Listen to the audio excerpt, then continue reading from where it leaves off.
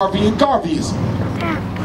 And then next year, December of 2015, what do we celebrate? Most of all, December of 2015, we will be celebrating 150 years of the 13th Amendment that freed you. 150 years later, brothers and sisters, can I please see your factories where you put black people to work? 150 years later, can I please see your airplanes that take our people around the world? 150 years later, can I please see your submarines, your military, your supermarkets? Can I please see multiple independent schools? What do we have to show our ancestors who fought, bled, and died 150 years later? What do you have to show Harriet Tubman? What do you have to show Sojourner Truth? What do you have to show Ida B. Wells and Frederick Douglass and Martin Delany? What you got to show them? Your new pocketbook? A head full of weave? What? Black man, your white wife? What do you have to show our ancestors 150 years later? What does PAB mean? Did he say PAB? School finance. Next committee is what? School policy. I want y'all to listen to these committees, because when you sign up, I'm going to pass the sign-up sheet around. Once I'm done describing them, you can list the one you're interested in. If you don't know what you're interested in, it's okay to leave it blank. You can choose it later. But I want you to understand what this is about, because I don't like people getting involved in stuff they're not interested in. Okay? New Year's Day, I made a resolution to myself that I'm going to organize a National Independent Black Parent Association. Because too many scholars is doing too much damn talking and not enough walking. So far we done been in Chicago, New York, Detroit. Kansas City is doing a really good job with their Independent Black Parent Association. And now we got to do LA. Y'all was supposed to be first, but Ryan lost the book. I shit. Okay? We started with y'all, but Ryan lost the book. Now, I only ask two things. My Latino brothers and sisters, you're welcome to sign up as long as you affirm your Africanity. If you ain't black, then don't sign up. If you admit that you're a child of Africa, you can sign up too. Cuba, Puerto Rico, it's all one family. Where was Marcus Garvey's most concentrated chapters of the Garvey movement? Cuba and Puerto Rico. Ain't that something? You had more chapters of the Garvey movement in Cuba than any other country on earth. And now we got Cubans today who don't know they black all of a sudden. My great-grandfather was a Cuban. We got Puerto Ricans, don't want to be black no more. Grandmom looked darker than mine. Am I lying? No. But don't laugh at them. Some of y'all playing the same game. You don't want to be black. You biracial, quadracial, multiracial. Playing these damn color games. Because nobody wants to be black no more. You found out that you had a white ancestor somewhere way back in the 1600s, and now you biracial. I know what the hell I'm talking about. I was talking to a group of kids for Black History Month, New York City. Sister came up to me and said, Dr. Umar, this conversation don't apply to me. I said, why don't it?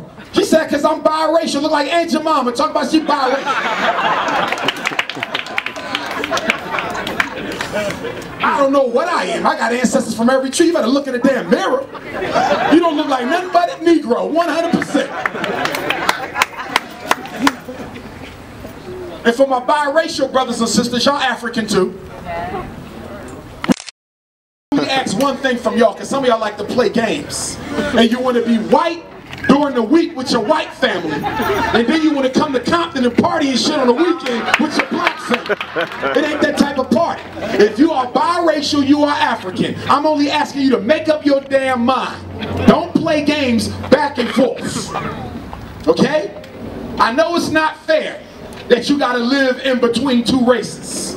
But biologically, you are an African. I didn't say you had to reject your white mother or your white father. That's your ancestry. You don't reject. but your identity must be crystal clear. Right. And that is as an African. That's how the world is going to see you. That's how the white man is going to see you. That's how we going to see you. So stop playing games.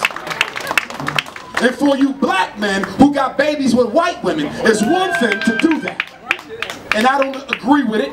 Not because I consider the white woman any less than the black woman. Not at all. I would never disrespect another human being regardless of race. I'm against it because we got too many black women out here looking for husbands and can't find none, but you got the audacity to skip town and bring somebody else's child back. I got an issue with that. But if you're going to lay with a woman who's not African and have a baby, at least have enough respect for your ancestors to let that non-African woman know that my child is an African and will be raised as an African, because I'm coming across too many white mothers.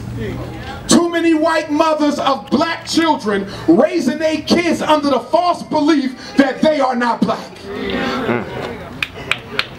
And why do so many white women have an issue teaching their black child that they're black?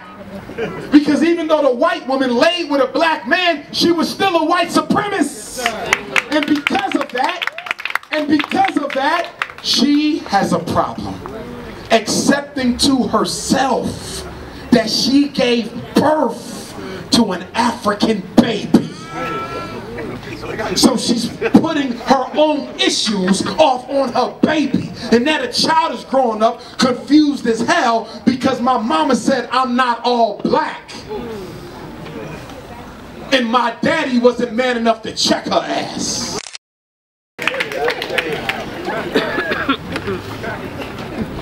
And then some of you marry outside your race, and you come to me angry at Dr. Johnson. I get all kind of foolishness.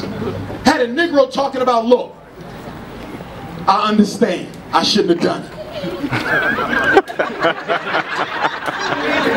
But I can't take that back, Doc. Now, me and my family do everything as a family. My wife is white, understand that, but we's a family now. And I want to come to the private meeting you having to build the parent association. But my wife says I can't go unless she go. So you mean to tell me that you gonna let a white woman tell you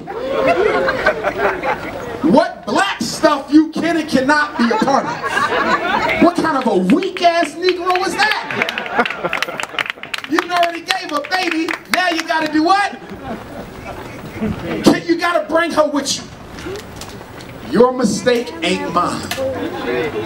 It's yours. You live with it. You don't force the community to live with her. Put it on like a jacket. It ain't about hate. It's about looking out for ourselves. Now, so we got school finance, then we got the social committee. If you sign up for the social committee, what's going to be your responsibility? You're going to put on positive programs to help our single mothers do a better job raising their children, because I'm getting tired of single black mothers being blamed for everything going wrong in the hood. I'm tired of it. I'm tired of it. If it wasn't for these single black mothers, where the hell would we be? They not perfect, but neither are you. Well, if the mothers would just do a better job raising them, if the mothers would just do this, if the mothers would do that, let me tell you my problem with this. Logic. When I talk about middle-class white women miseducating our children, all I hear is sympathy for the white teachers. Well, it's not all their responsibility. It's their job to teach. They're not their mother. Why are we blaming the teachers, right? So when I talk about white teachers, everybody got sympathy. But when we talk about black mothers, ain't nobody got no damn sympathy. So how is it we can love all up on the white miseducators, but can't do anything with the damn mothers? It's okay to blame black women, but it ain't okay to blame white women. I got a problem with that. Does the black mother work in the school system? Do she got a degree? Is she getting paid? Do she get her summers off? Not blaming her. But I will blame all the lazy ass black men in Los Angeles who saw her struggling to raise that boy and ain't lift their hand to help her. Now I will blame them.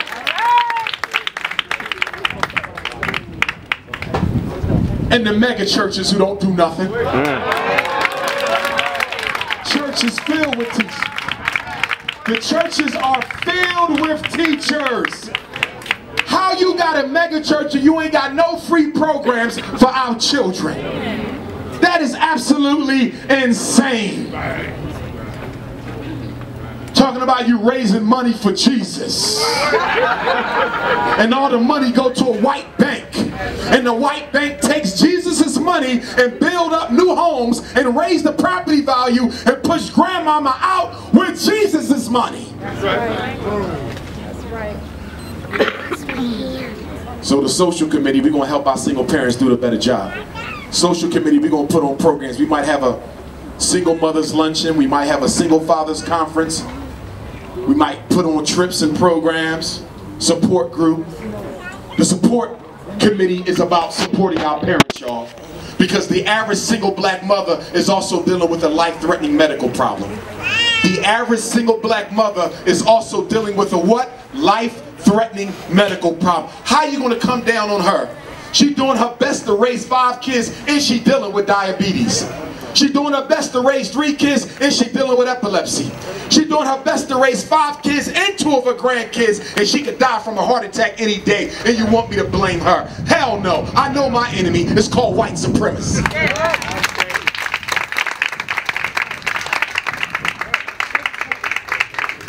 And black men, we got to start supporting our sisters a whole lot better. Very important. I didn't say she was perfect. I know you get on her nerves, she might put your business in the street. I know this about my sister. You don't pay the bills, she'll put it on the radio. I know this about my sister. You don't get her the right Valentine's gift, she'll put your social security number on Facebook. I know my sister. But she's still my sister. And she the only thing we got. And we the only thing she got. And black woman, stop letting this white female thinking that the black man is your problem. The black man ain't your problem. I understood why the white woman wasn't feminism, because the